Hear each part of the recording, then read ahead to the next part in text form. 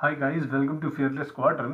हम इधर CDS CAPF app का जितने भी क्वेश्चंस आ रखे हों PYQ के पेपर्स में, वो हम यहाँ पे सॉल्व करते हैं। आज हम क्या करेंगे, लेट्स सी। आज हम करेंगे CDS 1 एंड 2 2024 में जो एग्जाम हुआ था उसकी जो पॉलिटी के PYQs थे उसको सॉल्व करेंगे। So let's start. Stay discipline and stay consistent and let's begin. First question है, which one among the following can not be a feature of totalitarian regime. इनमें से कौन सा टोटलिटेरियन रिजीम जो होती है उसका फीचर नहीं है। तो देखो, पहले ये कह रहा है state control of the political and often personal realms of individual life. हाँ, ये एक होता है। अब monopoly of the means of mass communication, ये भी सही है। वन पार्टी स्टेट, ये सही है। ये कह रहा है ऑटोनॉमी ऑफ सिविल सोसाइटी, नहीं। अब जब कोई एक टोटलिटेरियन रिजीम है उसमें अगर वन पार्टी स्टेट है, मोनोपोली चल रही है, स्टेट कंट्रोल कर रहा है, तो ऑटोनॉमी कैसे हो जाएगी सिविल सोसाइटी की? तो ये ऑप्शन गलत हो जाएगा। तो ऑप्शन डी जो है वो एकदम करेक्ट आंसर हो जाएगा। तो आपको अगर इसे ऑप्शन देखना है तो आप यहाँ से स्किप कर सकते हैं वीडियो, आगे क्वेश्चन पे जा सकते हैं। अब हम पढ़ेंगे इसकी रीजनिंग। देखो, option A, state control over public and private life. State जो होता है ना वो कंट्रोल करता है पब्लिक की लाइफ एंड प्राइवेट लाइफ। फिर कहता है जो रिजीम है ना, ये टोटलिटेरियन रिजीम, ये कंट्रोल करती है दोनों, बोथ पॉलिटिकल सिस्टम और पर्सनल लाइफ। फिर बोला इंडिविजुअल के बिलीफ, एक्शन, चॉइसेस, ये सब रेगुलेट होते हैं, all are regulated by state. फिर option B, monopoly over mass communication, monopoly रहती है, ठीक है। मास कम्युनिकेशन मतलब ये मीडिया के ऊपर मोनोपोली रहेगी पूरी। स्टेट कंट्रोल करता है मीडिया को और इन्फॉर्मेशन को। फिर है मीडिया यूज फॉर, मीडिया किस लिए यूज होती है? प्रोपेगेंडा फैलाने में, साइलेंस करने में अपोजिशन को, ठीक है। अपोजिशन तो वैसे भी होगी भी नहीं इसमें, वन पार्टी रूल होगी एक तरफ से। एक तरह से कैसे? Power rest with a single political party, एक ही पॉलिटिकल पार्टी। और अगर दूसरा कोई बनना चाहा तो उसको एलिमिनेट कर दिया, मार ही दिया, ठीक है। तो पॉलिटिकल अपोजिशन इज एलिमिनेटेड। तो ऑप्शन डी जो हो जाएगा इसमें, option D autonomy of civil society, एकदम राइट आंसर हो जाएगा।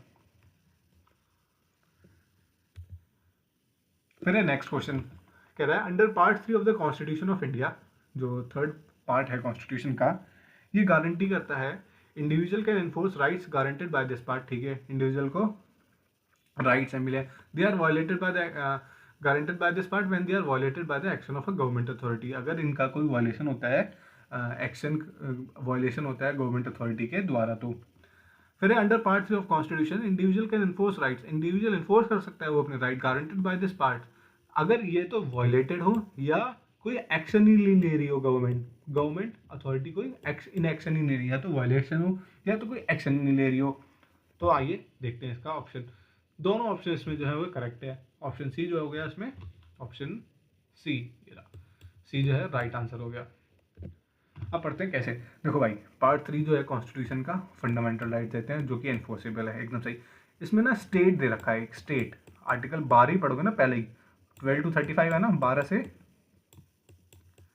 35, 12 से 35 है पार्ट थर्ड, पार्ट लिख जा भाई, पार्ट थर्ड, 12 से 35 है पार्ट थर्ड ना। तो उसमें स्टेट है, और स्टेट को जुडिशरी ने बहुत ही ज़्यादा केस टू केस बेसिस पे इंटरप्रेट किया है।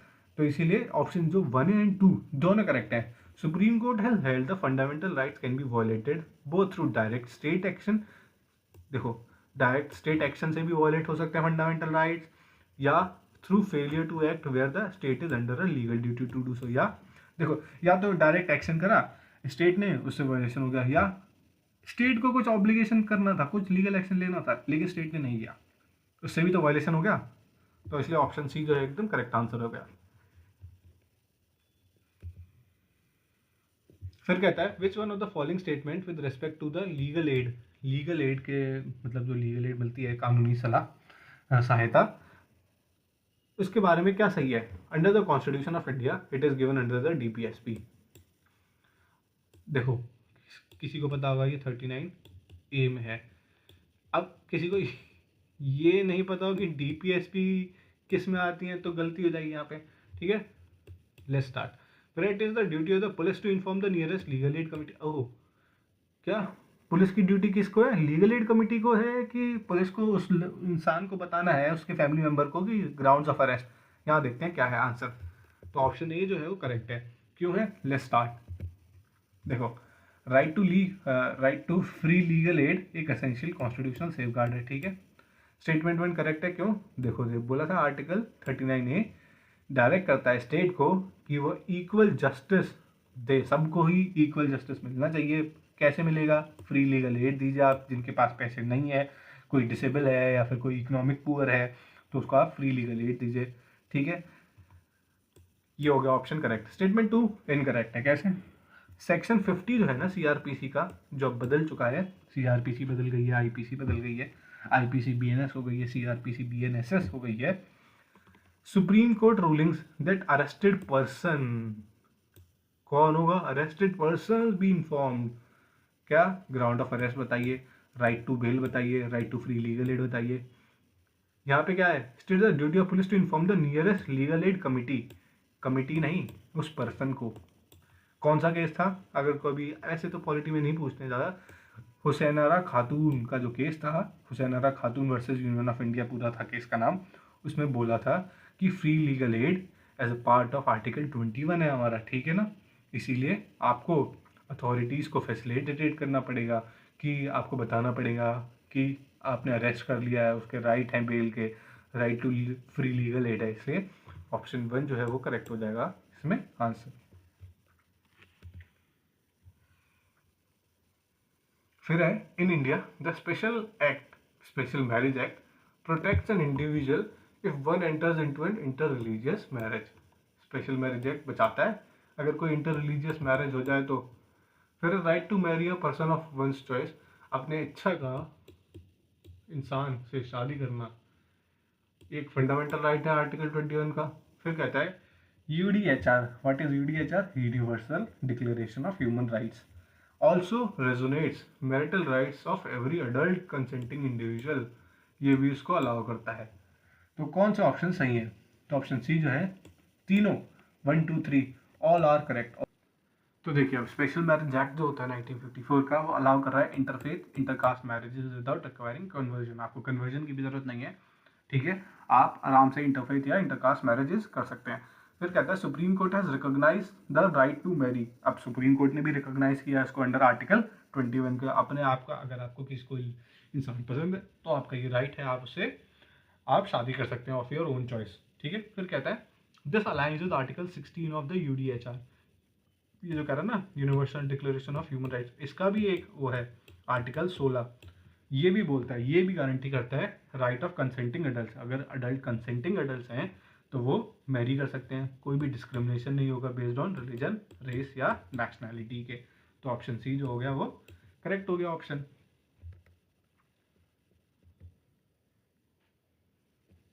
फिर है according to B R Ambedkar साहब, which one among the following article is heart and soul of Indian constitution of India? Option D. देखो आर्टिकल 32 है ना, वो हार्ट एंड सोल है इंडियन कॉन्स्टिट्यूशन का। क्यों है? Let's start. आर्टिकल 32 जो है ना, वो एम्पावर करता है किसको? इंडिविजुअल को, कि वो डायरेक्टली अप्रोच कर सकें कहाँ? Supreme court. अगर उनका कोई भी फंडामेंटल राइट वायलेट हुआ हो तो एक इंडिविजुअल डायरेक्टली जा सकता है, सुप्रीम कोर्ट जा सकता है, ठीक है। बी आर अम्बेडकर साहब ने बोला ये एक हार्ट एंड सोल है कॉन्स्टिट्यूशन का। क्यों है? ऊपर पड़ा fundamental rights are real and enforceable, ठीक है। विदाउट इट, इनके बिना क्या है, those rights would lose their practical significance ही खो देंगे, इसीलिए हार्ट एंड सोल है। ऑप्शन डी जो हो जाएगा इसमें फिर राइट आंसर हो जाएगा। फिर है who among the following file the writ petition, किसने रिट पिटिशन फाइल करी थी? कौन सा वाला? राइट टू प्राइवेसी के लिए as a fundamental right. PN Bhagwati साहब थे, जस्टिस फली नरीमन थे, जस्टिस के एस पुट्टा स्वामी थे, या जस्टिस अनिल आर दवे थे। तो याद रखिएगा जस्टिस के एस पुट्टा स्वामी जो थे, उन्होंने right to privacy as a fundamental right, इसके लिए एक रिट फाइल करी थी। देखिए अगस्त 2017 में सुप्रीम कोर्ट ने यूनानिमसली रिकॉग्नाइज किया right to privacy as a fundamental right. Right to privacy एक हमारा फंडामेंटल राइट है, ठीक है। ये रूलिंग कहाँ से आई? ये रूलिंग आई क्योंकि एक हाई कोर्ट के जज थे, जस्टिस के एस पुट्टा स्वामी, जो रिटायर हो चुके थे। उन्होंने पिटिशन कर्नाटका हाई कोर्ट के जज थे, उन्होंने पिटिशन फाइल करी और उससे हमें ये मिला। उनका केस का नाम था justice KS Puttaswamy and others versus union of India. इसमें 9 जजेस की बेंच थी और उन्होंने ये डिसाइड किया कि जो राइट टू प्राइवेसी है वो एक हमारी फंडामेंटल राइट होगी। फिर है as per the state list under the 7th schedule of the constitution of India. 7th schedule है हमारी कॉन्स्टिट्यूशन में, 7th शेड्यूल में उसमें लिस्ट है as per the state list है ना। The state have jurisdiction over agricultural land in connection with which one of the following subjects. Taxation में है, एग्रीकल्चर इनकम में, duties in respect of succession of agriculture, state duty. क्या है इसमें correct? 1 and 2, 2 and 3, 1 and 3 या 1, 2, 3। तो देखो option तीनों सही है। आगे से अब ये नहीं करेंगे, देखिए एक मिनट रुकिए ना भैया। देखो taxes on agricultural income fall under entry 46 of the state list, ठीक है ना। फिर है duties related to the succession of agricultural land, ये एंट्री 47 में है स्टेट लिस्ट के। और estate duty concerning agricultural land ये 48 में है। तो ये 46, ये 47, ये 48, तीनों स्टेटमेंट है वो करेक्ट हो जाएंगे। तो ऑप्शन डी भी हो जाएगा इसमें राइट आंसर। फिर है through the 42nd amendment act, 42nd amendment हुआ कॉन्स्टिट्यूशन का, ठीक है। Which of the following were inserted in the preamble, क्या इंसर्ट हुआ? Liberty of thought, expression, belief was substituted by liberty of thought, expression, belief, faith and worship। First statement ये बोलती है। फिर एक्सप्रेशन, जो एक्सप्रेशन है यूनिटी ऑफ द नेशन, जो expression unity of the nation है was substituted by unity and integrity of the nation। जिसमें option जो है बी सेकेंड ओनली ये करेक्ट आंसर है। क्या है? लेट्स स्टार्ट, देखते हैं। देखो स्टेटमेंट 1 इनकरेक्ट है। ओरिजिनल प्रीएम्बल में क्या था? Liberty of thought, expression, belief, faith and worship, पहले से ही था।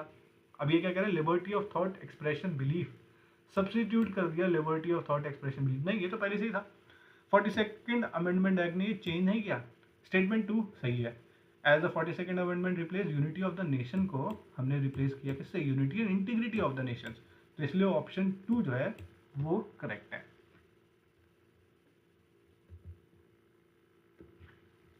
फिर which one of the following are components of Indian legal system. जो इंडियन का लीगल सिस्टम है इसके क्या कंपोनेंट्स हैं? Basic values and principle constitution में, rights and obligation by ordinary statutes, कोई स्टैट्यूट आ गया, organisational setup to enforce rights and obligation within the constitutional norms, legal and judicial persons. क्या है? तो इसमें 1, 2, 3 जो तीनों हैं ये कंपोनेंट्स हैं लीगल सिस्टम के। चौथा है लीगल एंड जुडिशियल पर्सन। अब लीगल एंड जुडिशियल पर्सन कौन हुए वो देखेंगे। देखो भाई, constitutional values and principle, yes, constitution of India is the supreme law. ये सबको पता है कि कॉन्स्टिट्यूशन जो है इंडिया का वो सुप्रीम लॉ है। इसमें क्या है? प्रिंसिपल्स हैं, बेसिक फ्रेमवर्क है, कैसे एंटायर लीगल सिस्टम वर्क करेगा। ऑप्शन 1 करेक्ट हो गया।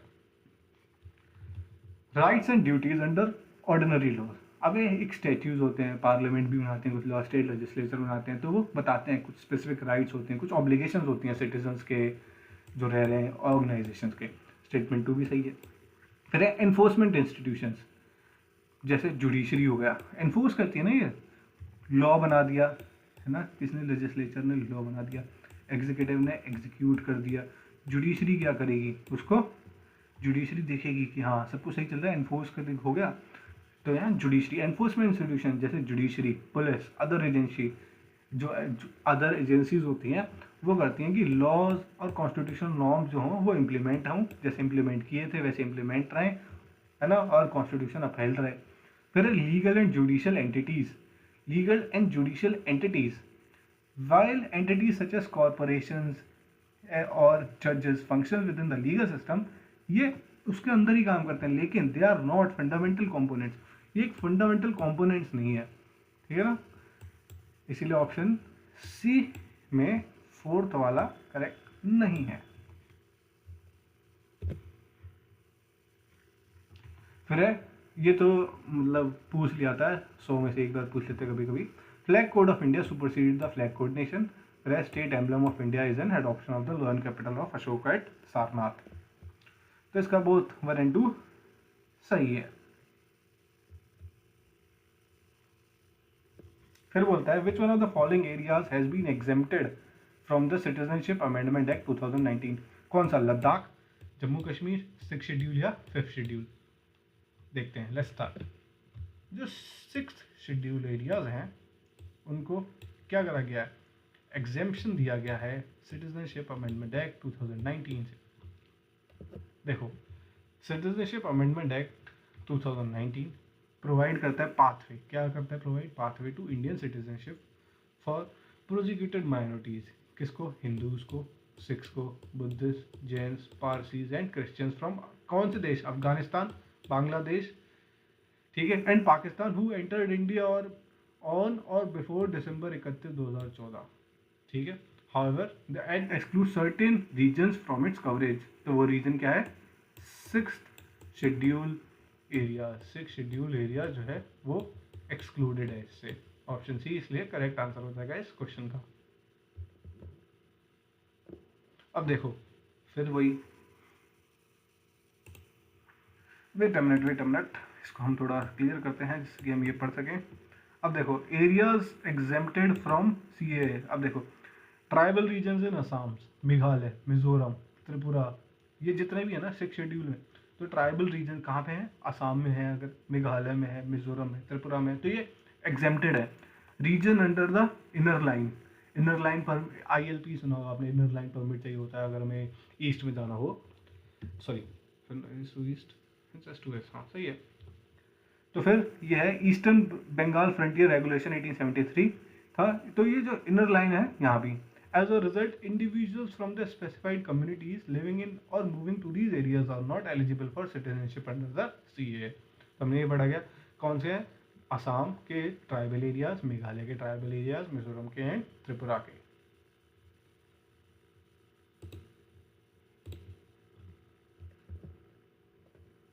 फिर है which one of the following statement is or are correct? Criminal law is exclusively a subject under the state list. Criminal law जो है वो स्टेट लिस्ट के अंदर आता है, और CPC जो आता है वो कॉन्करेंट लिस्ट के अंदर आता है। तो देखो, इसका करेक्ट आंसर हो जाएगा ऑप्शन नंबर बी, कि जो इसमें स्टेटमेंट है ना सेकंड वाली, वो है करेक्ट। क्यों? देखते हैं। देखो, criminal law and procedures fall होते हैं कॉन्करेंट लिस्ट में। यहाँ पे क्या लिखा है? स्टेट लिस्ट नहीं। क्यों? सेंट्रल गवर्नमेंट और स्टेट गवर्नमेंट दोनों ही इसमें लेजिस्लेट कर सकती है, ठीक है, और इससे स्टेटमेंट में क्या लिखा है? स्टेट सब्जेक्ट, स्टेट नो, इसलिए करेक्ट है। CPC सही है। कोड ऑफ सिविल प्रोसीजर ये कॉन्करेंट लिस्ट में ही आता है, yes, code of civil procedures concurrent list में आता है, तो इसलिए स्टेटमेंट 2 जो हो जाएगा वो करेक्ट हो जाएगा। फिर है as per article 371G of the constitution of India special provisions have been made. कुछ स्पेशल प्रोविजंस बनाए गए हैं किसके लिए? मिजोरम के लिए। Accordingly no act of parliament shall apply on certain matter unless the legislative assembly of Mizoram decide. Legislative assembly of Mizoram decide करेगी resolution से, तभी एक्ट को पार्लियामेंट का उस पर लागू होगा। तो क्या इसमें not covered under this act? क्या नहीं है? Religious or social practices of the Mizo customary law and procedures, administration of civil and criminal justice, या ownership and transfer of natural resources. या सीधी सीधी बात है,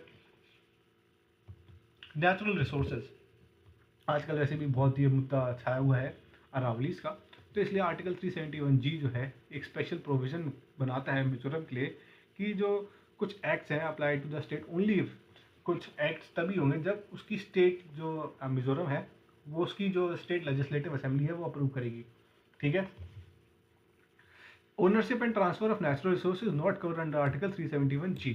ये ओनरशिप और ट्रांसफर ये 371G में कवर नहीं है, ठीक है। ये religious, Mizo customary laws, administrative और सिविल, ओनरशिप, ये सब 371G में कवर्ड है। इसमें पूछ सकता है not covered. Ownership and transfer of natural resource covered नहीं है।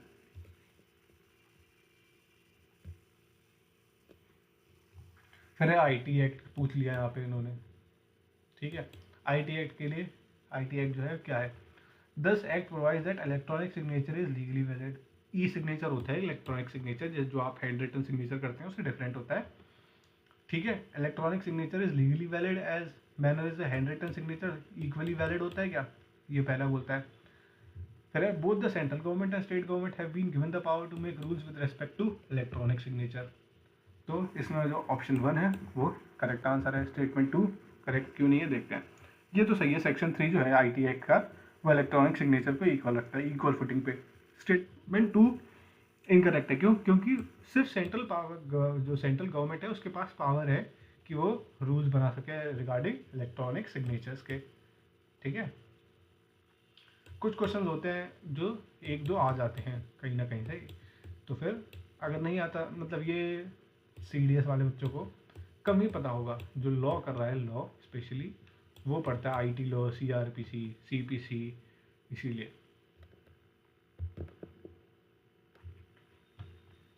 फिर आगे, which one of the following organisation, कौन सी फॉलोइंग ऑर्गेनाइजेशन है चैलेंज द कॉन्स्टिट्यूशनैलिटी, किस ऑर्गेनाइजेशन ने सेक्शन 377 को चैलेंज किया था। 377 ऑफ IPC, जो कि अब BNS IPC हो गया है, अब BNS। ठीक है, तो नास फाउंडेशन थी, बचपन बचाओ आंदोलन, संभव फाउंडेशन है, एक्शन एड इंडिया। तो इसमें है नास फाउंडेशन आंसर होगा इसका करेक्ट। ऑप्शन ए जो हो जाएगा करेक्ट हो जाएगा इसमें। देखो, नास फाउंडेशन इंडिया ट्रस्ट सेक्शन 377 को इसने चैलेंज किया था। ये एक दिल्ली बेस्ड NGO है, ये फोकस करती है सेक्सुअल हेल्थ पे। इसने फाइल की थी पिटिशन 2001 में दिल्ली हाई कोर्ट में, और इसने चैलेंज किया था कॉन्स्टिट्यूशनैलिटी ऑफ सेक्शन 377। ठीक है, तो इसलिए ऑप्शन जो है ए करेक्ट है। फिर है which one of the following terms was used for the states in draft constitution present by Dr. B.R. Ambedkar on 4th of November 1948। एक स्टेट के लिए कौन सा वर्ड यूज किया गया था B.R. अम्बेडकर साहब द्वारा? Union of state, federation of state, autonomous state या सब्सिडरी स्टेट। तो India that is Bharat shall be the union of states. सबसे पहली लाइन जो आप पढ़ेंगे कॉन्स्टिट्यूशन लॉ में, लॉ में अगर आप कॉन्स्टिट्यूशन का बैरक लेंगे तो उसमें पहले है India that is Bharat shall be the union of states. तो इसलिए उन्होंने क्या लिया था, यूनियन ऑफ स्टेट्स। देखो, term union of state was used in the draft article 1(1) of Indian constitution. ठीक है ना, उन्होंने यूनियन लिया था, फेडरेशन नहीं लिया था। इंडिया एक फेडरेशन नहीं है, एक यूनियन है, सबकी सहमति से, सबको मतलब हाँ बोल के सबने हाँ एक यूनियन बनाया था। ठीक है, अब क्या है इसमें फिर आगे, बाय एन अग्रीमेंट हुआ था among state and not no state has the right to secede from it. अब आप आ गए, अब आप बाहर नहीं जाएंगे, सेसीड नहीं करेंगे, इंडिया से अलग नहीं होंगे। ठीक है, तो ये हमने कुछ क्वेश्चंस किए, इसको हम और बेटर करेंगे आने वाली वीडियोस में। इसमें हमने ये लिखा हुआ है, a warrior is not what you become, it's what you do every single